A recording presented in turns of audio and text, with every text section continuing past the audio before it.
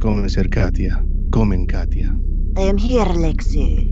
I am eager to hear of your progress with our sleeper agent, Napoleon. Ugh, the idiot managed to botch everything. I had him in position, armed and ready. And? Napoleon and his idiot friends were taken down by a three-headed baby. What? Outrageous. How could you not have prepared him for such a thing? I am sorry, Alexei. I hadn't realized. Allah! Enough with your excuses. Where is our agent now? The freaks dragged him and his friend Adam and Jestin into the forest and tied him to a tree. Barbarossa and the rest of the freaks escaped on the airship with Napoleon's Sasquatch playmate, Sugar. I shuddered to ask, but what is our sleeper agent's status? Alive, but unconscious. Well then, wake him up.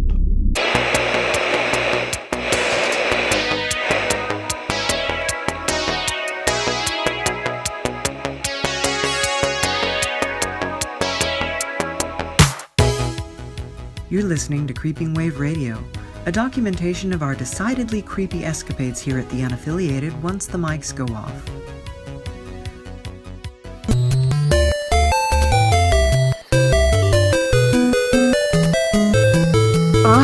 Oh, wait. Oh, my phone. It's Katya. She'll be wondering where I am. I was wondering the same thing. Where are we? Thankfully not in the stomach of a three-headed baby. Oh, well, at least not all of us. You okay, Jestin? I'll pull through.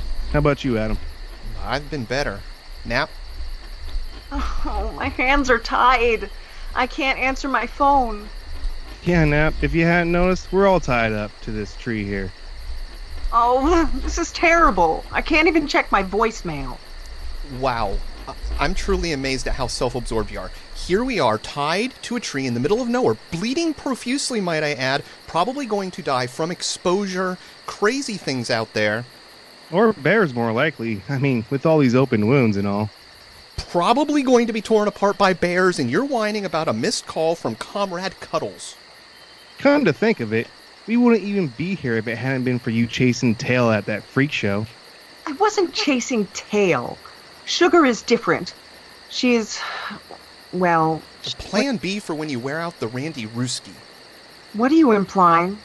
You're a joke, Nap. You're a freaking sex clown. And we're tired of being dragged into your shenanigans.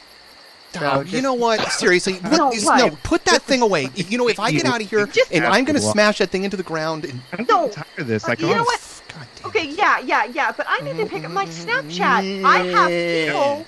Mm-hmm. People are waiting to find out what I am doing right now. And they're missing out on my life, on my... Stuck in a tree. Graham, I'm telling you, there's no fucking chance. Oh, come on. Why would you say that? Because after all this time, you still don't know what the fuck you're doing. That's why. Darren, if you did catch one, you'd be too high to recognize it. That gives me the advantage. I'll be more relaxed, focused, and zen-like. Please. If one of us is going to catch a Sasquatch, it's going to be me, guaranteed. Nah, you'd lose your nerve. You gotta look that fucker in the eye and just take the shot. Not this again. What fucking good is a dead Sasquatch? The body's all the proof you need. Forget that. I want to learn from it, study it, get inside its mind and make a mental and spiritual connection. Fucking hippie. Maybe take it around on the talk show circuit. Maybe make a little money, eh? Yeah, good luck with that, Graham. So, Darren, you don't happen to have any more of those magic bullets left, do you? Just the one, and I'm not giving it up anytime soon. Yeah, same here. This would be so much easier if we could just get a few more. I mean, with all our experience now, being stranded out here in these woods for... What month is this? November the 6th, I think. 6 years, 6 months, and 6 days. If we could just get our hands on a couple more, a few of those magic bullets. Well, we would have some if someone hadn't spent his first 2 fucking wishes to get unspeakably shapely calves. Hey, I have no regrets. And come short season, the ladies don't either, if you catch my drift. Fuck! You know it's true. Shh, hold on. The babe's thanks is all the thanks I need. God damn it, Graham, would you shut your fucking yap for 1 minute and pay attention? Look, Listen, No. if that Yeah, phone go goes ahead, off tell one us more what your time status with that is right now. stupid I'm not ringtone. wondering, What? do No, you even no, have put a this stop. up here? Look. Yeah. Oh my gosh. Like, what's the point Yeah. of checking? Well, I've got like 4 bars. I mean, it should be fine. And I look, Does anybody have 4 bars of Xanax? phone This one off is the top is all I'm crazy. You need to put that. Oh, you know what? I could be live streaming right now, and this is an important thing. This is my life, and people are missing it. Watch your live streams or tie to the tree with you. Have you seen the live stream pouring out of my artery? Yeah. Fine. Thanks. So Nap, if you have such a deep, mystical connection to Bigfoot, then why don't you call her up and have her untie us? Her name is Sugar. I don't care what you want to call her. If it wasn't for your hairy girlfriend, we wouldn't be out here bleeding under the stars. You hear that? Apparently that fucking creepy-looking kid is nailing a Sasquatch. Oh, God, that's disgusting. Well, yeah. I mean, look at him. The guy probably takes whatever he can fucking get. Yeah, great, whatever. So how does that concern us? Like, seriously. Okay, seriously. what's going on here? Exactly. Like, Now, this how many bars do you have? Why don't you tell us again, huh? No, Is no. it still 4? 4? Look. Okay. Yeah, 4 it's- bars Here's what I don't Napoleon. get. Okay, if you what- and Sugar are so in love, why are you still stringing Natasha along? Katya. Yeah, I'd love to hear an explanation for that. What, did you have some weird international interspecies 3-way plan? Look, this bickering isn't getting us anywhere. We need to figure out a way to get out of this mess and save Sugar. Did you fucking hear that? Are you thinking what I'm thinking? If we untie these fucks, they'll lead us straight to Sasquatch. Maybe, Nap, just maybe, we don't feel like getting mauled to death by cannibal triplets. Did you ever think about that, did you? Yeah, there's only 3 of us, and who knows how many freaks are on that blimp. Dirigible. You're going to just hand her over to Hitler's brain. Just face it, Nap. It's over. She's gone. I've got it. What say you and me take these pathetic fucks to Mr. Scratch's house and get that creepster outfitted with a set of his own magic bullets? Yeah, then we'll let them do all the dirty work. They go find Sasquatch while we just sit back, relax, and wait for her to be delivered. Darren, you're a fucking genius. Yep. I'd say it's about time we fucking introduced ourselves. Oh, come on, Are stop. burning Is my that battery skin. going to No, die? it's never going to die. Would you just No, stop? You're going to get eye cancer from that thing. Seriously, fine, you don't even look fine. at the Yeah. sun. You Wait, see everyone more turn light around. reflected Stop. on... Oceaned up. Stop. This is bull. Quiet. Shut up. Why? You never do. Tell me about it. No matter what you say, Nap, we're still stranded out here in the woods and tied to this tree, and it's because of you. No, look. Someone's coming this way. 2 someones. And one of them has unspeakably shapely calves. I'll say. I feel somehow calmed by his regal stride. We're saved. A man with calves so magnificent could never do us harm. Help over help here! us. Hey, you! Please. You with the calves. You beautiful Come on. thumping calves! Just Pumps, bring him untie here, us, bring him please. here. Hello? Please. We're stuck. Good evening, gents. I'm Darren, and this is my associate, Graham. Like I can't introduce myself, and what do you mean by associate? Shut up, Graham. You want to fuck everything up? Oh, right, sorry. Hi, pleasure. Could you maybe untie us, please? And direct us to the nearest hospital. Yeah, I noticed you were bleeding pretty good there. Graham, untie these gentlemen. Whoa, wait. Why do I have to do the untying? Because you've got smaller hands, you fuck. You can dig into those knots better. Right, okay. Thank you. For a second there, we thought we were goners. Yeah, thanks to Nap and his hairy sideshow girlfriend. Right. I couldn't help but overhear your story. Yeah, really awful about that Sasquatch. How big was she about? Oh, 5, 6, maybe. So then small enough to carry over your shoulder while incapacitated? I get. Wait, what? Shut up, Graham. What the fuck? Darren, Graham. I know you from somewhere. Your voices seem familiar. Don't be ridiculous. We just really want to help you find your girl. That's why Graham here was trying to get an idea of what she looks like. Yeah, you know, build a profile, eh? Eh? You're Canadian? No, oh no, God no, please no. Vampires, circus freaks, and now Canadians. You screwed up our bacon, now what? Nah, it's not like that, you see. We're here on official business. Yeah, Department of... We're Mounties. But then where are your uniforms? Your horses? Undercover Mounties. We've been tracking that guy, you know? The one who ran off with your girl? Oh, what's his name? It's on the tip of my tongue. Hitler? Yeah, that's the guy. I almost got this last knot. There we go. I think that should do it. Finally. Free! Yes! Oh, my Amazing! Lord.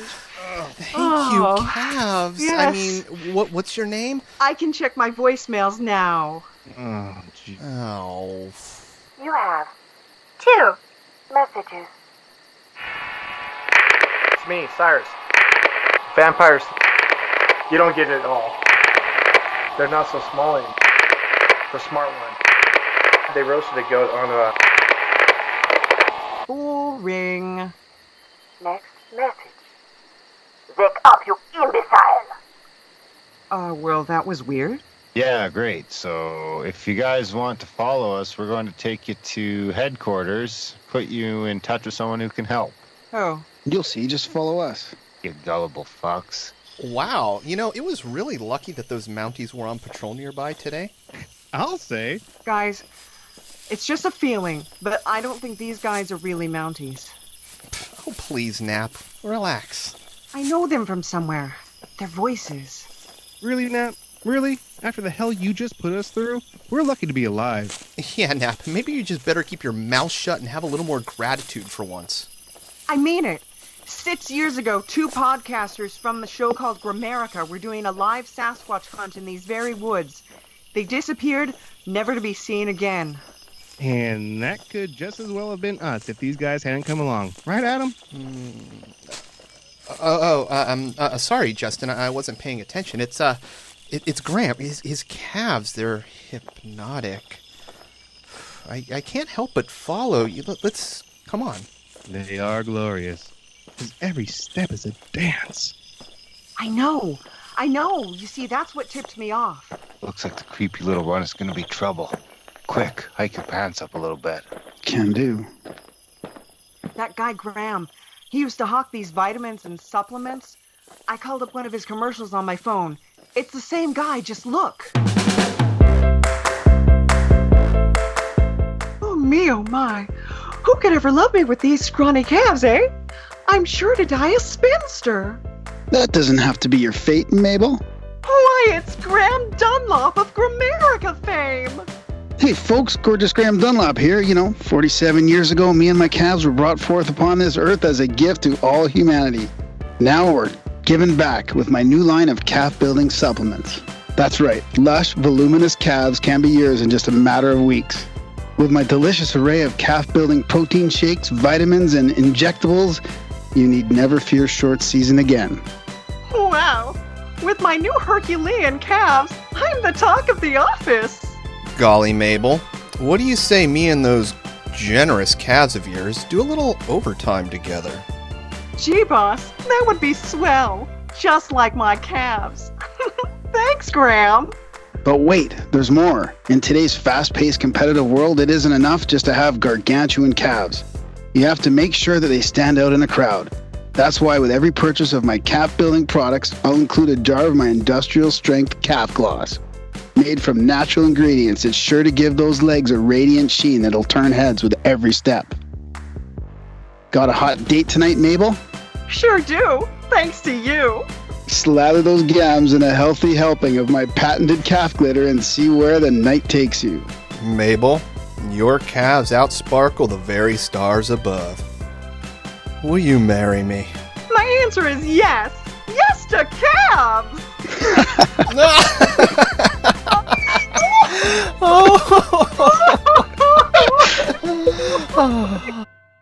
A gorgeous Graham's calf enhancing products available at a retailer near you. Nap, you're an idiot. That guy's calves are nowhere near as thoroughly juicy and succulent as Graham's are. I know. He probably had some work done since then. Maybe calf implants or something. Quit being so paranoid, Nap. We're here. Where? RCMP HQ? RCM what now? Our secret Mountie base. I don't see anything. Just a bunch of gnarly old trees. Well, it wouldn't be a fucking secret if anyone could just stumble upon it. You see that tree? The one that kind of looks like it has a face? Oh, wow, yeah. It almost looks like Don Knotts. No, it doesn't. I don't see it. Well, not early career Don Knotts, but more circa the Ghost and Mr. Chicken. What the fuck? Just tweak its nose, all right? Okay, I guess. Its mouth! It's opening! It's called a door, you fuck. Come on, boys, follow me. Down there? Yeah, come on. Must follow those calves. Calves. Wonderful calves.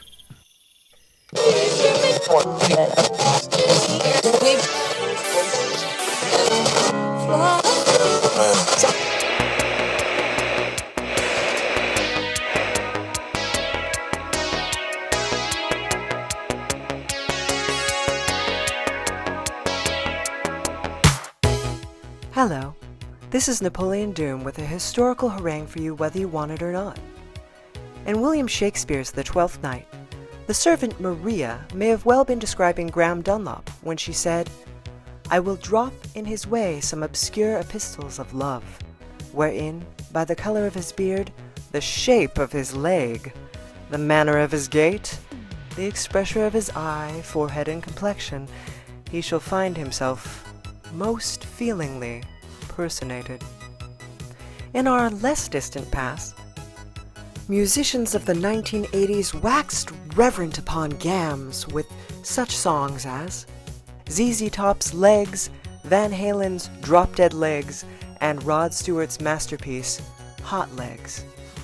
It seems that an unspeakably shapely pair of legs have always been desirable, but how far were people willing to go to achieve them?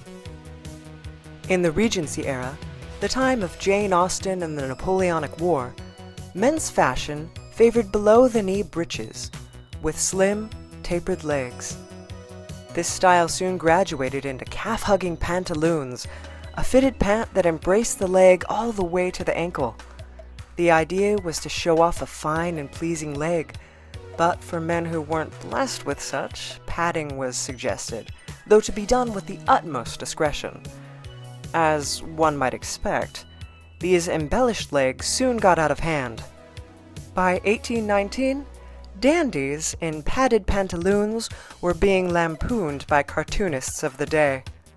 By the Victorian era, women too began bolstering their calves. Indeed, an article published by the Daily Union of America in 1866, on March 11th, my birthday by the way, attempted to tackle the hard-hitting topic of artificial or raised calves. These accessories were manufactured and distributed much in the way that the more conventional corset was. The intent was the same, to amend the shape of the body for aesthetic purposes, or as the article states, lending enchantment still more alluring as concerns the human form divine. In this article, aptly titled Revelations, a peep beneath fashionable petticoats and artificial or false calves, the burgeoning interest in ice skating among women was thought to be the cause behind the curious trend, claiming the ponds had been thronged with young ladies as never before. Not much was made of these lady skaters other than a mention of their dashing displays on skates and a lament for men who might discover that they had been deceived by false calves after having felt their hearts throb with the delicious titillations of delight at spectacles which kindly art has quite willingly placed at their disposal. Hard-hitting journalism indeed. This article cracked the case of false calves wide open by revealing them to be nothing more nor less than the sculpture of cords, wires, and cotton. Ice skating wasn't the only sport to gain popularity among women during the Victorian era. Bicycling was quite in vogue as well, offering a level of mobility and leisure previously unavailable to the female population. The lady cyclists often wore breeches, though they were of a looser, more billowy cut than those popular in the Regency era. These breeches were short pants, which cut off just below the knee, practically demanding the embellishment of one's calves, now clearly on display. These ladies, of course, never went bare-legged, opting instead for high boots and stockings, which could easily harbor the secret of false calves. Perhaps these bicycle babes were using their artificially plump calves to compensate for the affliction of bicycle face. This condition, as described in an article published by the Literary Digest in 1895, resulted from the excessive indulgence in wheeling. Bicycle face could be easily identified, its victims having an unusually flushed but sometimes pale complexion, often with lips more or less drawn, and the beginning of shadows under the eyes, and always with an expression of weariness. Full, luscious calves, it seems, could make up for quite a lot. The Daily Union and American promised that with the invention of patent calves, the most awkward in shape and unattractive in general appearance may become really charming. Fortunately for us, Graham is all natural. This historical harangue was heavily inspired by Jerry Walton's blog, Unique Histories from the 18th and 19th Centuries. If calves are your fancy, I invite you to read her much more in-depth and well-researched exploration on the subject. She's an amazing author and historian and deserves your love. Special thanks to Jestin Sallas, whose golden pipes provided the voice of Jestin. Adam Loyal lent his velvety voice to the character of Adam. The voice of Napoleon was synthesized by thoroughly ridiculing a freshly molted lobster, recording the sounds of his weeping by use of hydrophone, and playing the recording backwards at 2 times the speed, as one does. A huge thank you to our guest stars Graham Dunlop and Darren Grimes of the Grimerica show for appearing in this episode. Grimerica is also a Patreon, and you can be too. This is a labor of love here for us at Creeping Wave, and your contributions make it possible. If you like this show, consider becoming a Patreon. Graham and Darren did it. If you don't like this show, consider making a one-time donation accompanied by a strongly worded letter on how you'd like us to use your money towards our improvement. Prizes will be awarded to authors for the most creative insult and the most expletive used in a single sentence. An extra super special thanks to Todd Marco, Jestin Sallas, and Felix Umberto, who all recently purchased my comic from lostbreadcomic.com. That's my website. If you order a comic, please put in the description box upon ordering what you'd like me to draw on the inside cover, and I'll do it. I will. This is Napoleon Doom reminding you to keep it creepy. Thank you.